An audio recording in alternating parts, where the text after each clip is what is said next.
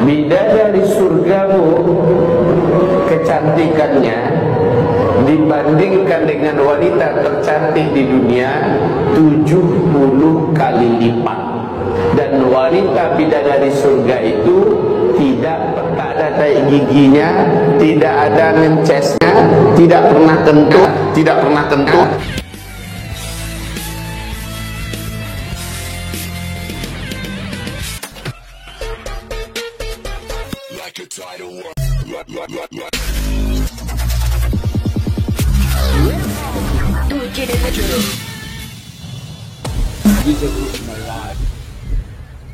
Shalom sahabat yang terkasih dalam nama Tuhan Yesus. Puji Tuhan, kita bertemu kembali dalam kasih-Nya. Ada sebuah video yang lagi viral-viralnya saat ini, yaitu mengenai ceramah dari seorang ustadz yang menjelaskan bagaimana sosok bidadari tersebut.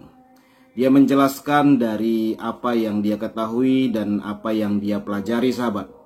Ada banyak hal yang memang perlu kita ketahui sebagaimana apa yang dijelaskan ustadz tersebut, agar kita orang-orang Kristen ini tidak cepat terpengaruh dengan hal-hal keinginan daging, sahabat. Bagi saudara yang berpegang kepada perintah Tuhan Yesus yang mengajarkan sorga kekudusan, sorga yang sempurna, sorga yang menceritakan kesucian, tetaplah berpegang teguh dalam ajaran tersebut. Kita boleh berbangga dan bersyukur jika kita sudah percaya kepada Tuhan Yesus, sehingga saudara-saudara seiman kita tidak akan meninggalkan Tuhan oleh karena hal-hal keinginan daging, apalagi menceritakan sorga yang dijelaskan oleh Pak Ustadz berikut. Maka kata Nabi, bila wanita langit Allah turunkan ke dunia, seluruh laki-laki di dunia ini yang menyaksikannya sampai dia mati, dia tidak akan minat lagi dengan wanita dunia. Siapa wanita langit tersebut? Para bidadari surga. Bidadari surgamu kecantikannya dibandingkan dengan wanita tercantik di dunia 70 kali lipat. Dan wanita bidadari surga itu tidak pernah tua, tidak pernah haid, tidak pernah sakit, tak ada bau keringatnya, tak ada tai giginya, tidak ada ngencesnya, tidak pernah kentut, nggak pernah lapar, nggak pernah buat ulah, betul-betul saulah dan sebagainya, Bu. Dan wanita ini selalu energik, senantiasa tersenyum, suka nyanyi, dan nyanyiannya membuat angin menjadi berhenti, burung pun menjadi hinggap demi mendengarkan suaranya, air mengalir pun jadi hilang riaknya demi mendengarkan suaranya yang indah. Wanita-wanita ini sangat jinak dan patuh, penurut luar biasa, gak pernah minta duit dan gak butuh duit, gak perlu pakai lipstick, gak perlu pakai. Mereka ini kalau turun ke bumi, lelaki dunia yang melihatnya sepakat mengatakan maha cantik. Ya, dan mereka ini semua laki-laki yang melihatnya akan hilang seleranya sampai dia mati terhadap wanita dunia dan nggak mau kawin lagi. Itu yang mengatakan siapa? Yang mengatakan Rasulullah Sallallahu Alaihi Wasallam. Itu yang mengatakan siapa?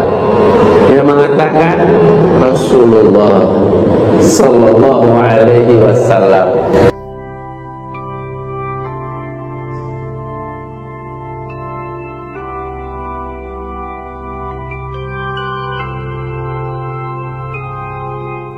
Ada suatu pengertian baru yang saya dapat dari Pak Ustadz ini, ya, bahwa kecantikan bidadari tersebut hanya 72 kali lipat. Berarti kita orang-orang percaya, sahabat, jauh lebih sempurna karena kita tidak terbatas, sahabat. Hanya 50 kali lipat, 72 kali lipat, atau 100 kali lipat.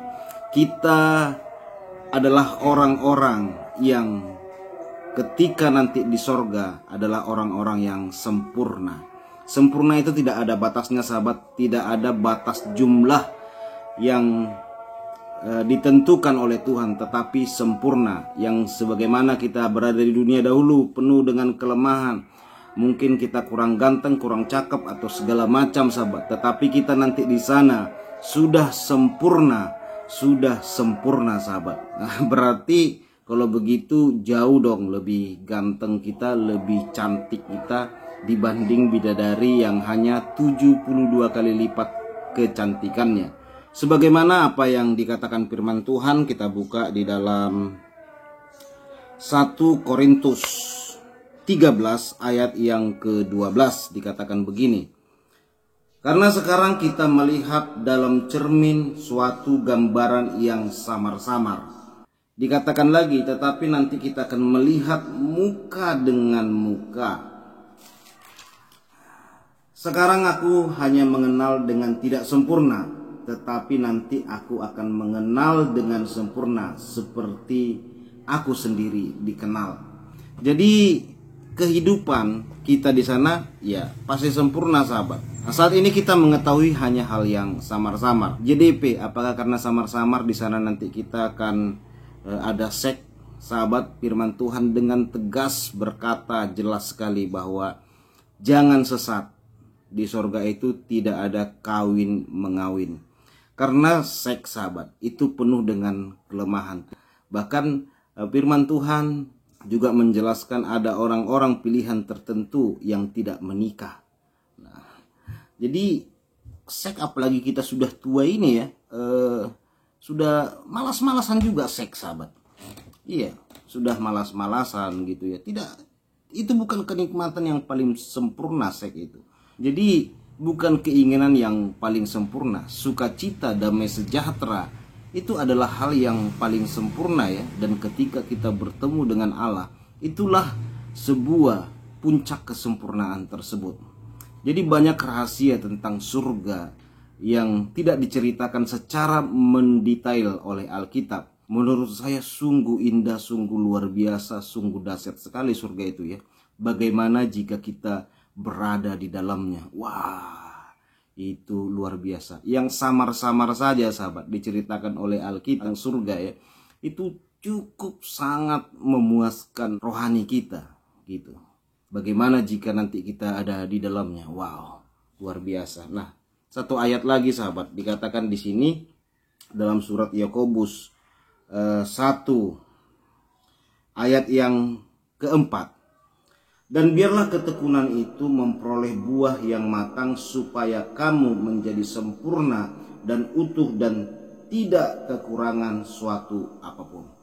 Jadi ketekunan kita akan menghasilkan sebuah kesempurnaan. Makanya di dunia ini sahabat, sekalipun kita pikul salib, tekunlah, setialah dan terus berjalan di dalam Tuhan. Sehingga suatu saat kita menghasilkan sebuah buah daripada ketekunan kita. Tuhan menghadiahkan sebuah mahkota kepada kita, yaitu mahkota kehidupan dan kesempurnaan. Jadi banyak orang yang berpikiran dagingnya, menganggap puncak dari kesempurnaan itu adalah seks. Ini adalah salah total sahabat. Seks bukan puncak dari kesempurnaan ya, bukan itu sahabat. Nah, karena kalau seks terus kegiatan di sorga, kapan kita lagi bisa memuji Tuhan?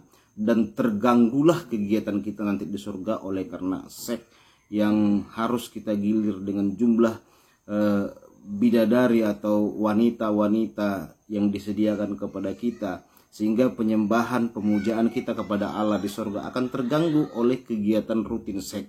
Dan tidak semua orang suka seks sahabat. Tidak. Ada masanya ya, mungkin kalau masih muda ya suka gitu ya. Tapi kalau udah tua saudaraku, udah malas-malasan, udah bukan seks lagi puncak sukacita daripada orang yang sudah berumur. Bagaimana anaknya sukses, anaknya sehat, keluarganya dia bisa memberikan warisan buat anak cucunya. Itulah puncak sukacita daripada orang tua. Jadi kalau orang tua pasti menginginkan sesuatu yang sukacita, yang damai sejahtera. Bagaimana anaknya tidak melawan pada orang tuanya, tidak menentang orang tuanya, anaknya rukun. Itulah keinginan dari orang tua, puncak dari segala sesuatu. Makanya di adat Batak itu ada namanya pesta sahur matua.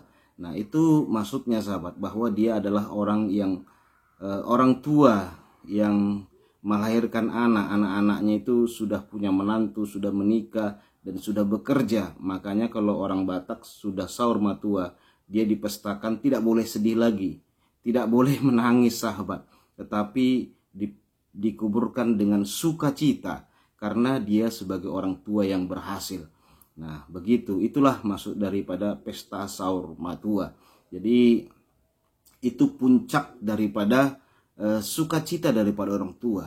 Kenapa di adat Batak tidak dilakukan bahwa dia telah melakukan seks yang luar biasa, terus begitu dia meninggal dipestakan dengan hal-hal seperti tidak sahabat? Karena itu bukan puncak sukacita daripada seseorang ataupun puncak sukacita daripada manusia. Puncak sukacita daripada manusia adalah sukacita, damai sejahtera, dan bertemu dengan sang kaliknya. Itulah sahabat yang terkasih yang bisa saya sampaikan. Tuhan Yesus memberkati. Shalom.